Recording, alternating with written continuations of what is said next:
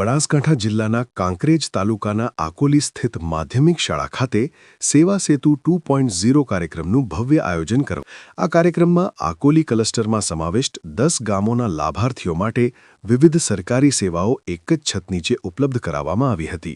ત્યારે કાર્યક્રમની શરૂઆત મહાનુભાવોના હસ્તે દીપ પ્રાગટ્ય કરીને કરવામાં આવી।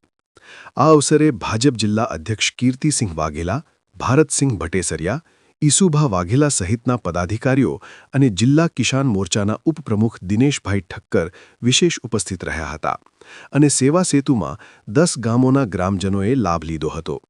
આ કાર્યક્રમમાં ખાસ કરીને રેશન કાર્ડ, આયુષ્યમાન ભારત, વિધવા સહાય, વયવંદના યોજના, વન વિભાગ અને UGVCL સંબંધિત કામગીરીનું સ્થળ પર જ નિરાકરણ લાવવામાં આવ્યું હતું।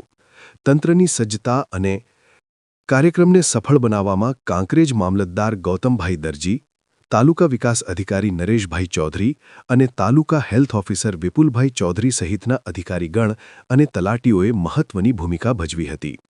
આ પ્રસંગે ભોજનના દાતા તરીકે સરપંચ શ્રીમતી હેમજાબેન દલસુંગજી ઠાકુરનું વિશેષ યોગદાન રહ્યું હતું।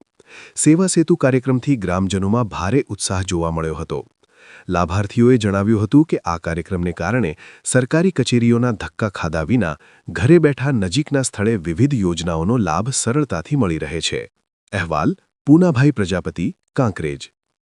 સેવા સેતુ કાર્યક્રમ યોજાયો એની અંદર ઉપસ્થિત અહીંના ભારતીય જનતા પાર્ટીના પ્રમુખ કીર્તિસિંહ પણ સાથે હતા અને એમણે જે અત્યારે નવી ઝુંબેશ ચાલી રહેલી જે નરેન્દ્ર મોદી સાહેબના એક નેતૃત્વને નીચે આખા પૂરા ભારત દેશની અંદર 15 વર્ષથી 16 વર્ષની દીકરીઓને ગર્ભાશયના કેન્સરની જે રસી મૂકવાની આવે છે તે તદ્દન મફત આપવાની આવે છે। ખૂબ સારી રીતે એમણે સમજાવ્યું હતું। લોકો બહોળી સંખ્યાની અંદર આની અંદર કોઈ પણ દીકરી આનાથી વંચિત ન રહી જાય એ એમણે એમની ચિંતા કરી હતી।